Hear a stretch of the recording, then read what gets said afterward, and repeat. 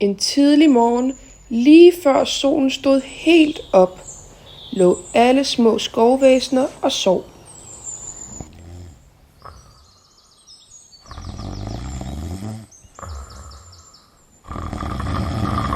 Solens stråler begyndte at skinne igennem træernes blade, og alle blomster, træer og skovvæsener rejste sig op og gabte og strakte sig. Den lille kanin, som bor allerdybest inde i skoven, vågnede også og begyndte at hoppe rundt i skovbunden.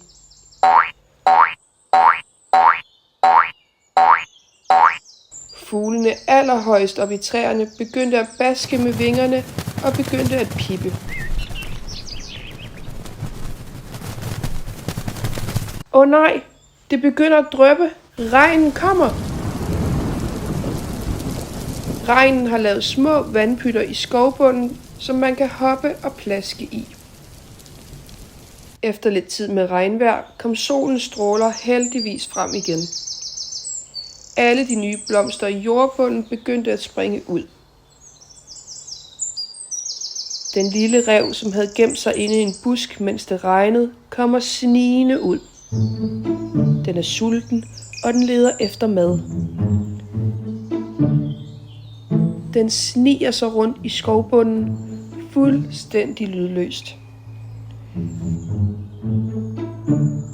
Et stort vindstød får alle træernes grene og blade til at ryste.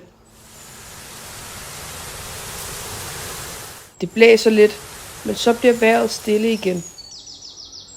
Nu er det begyndt at blive mørkt, og alle skovens væsener lægger sig godt til rette, for snart skal de sove.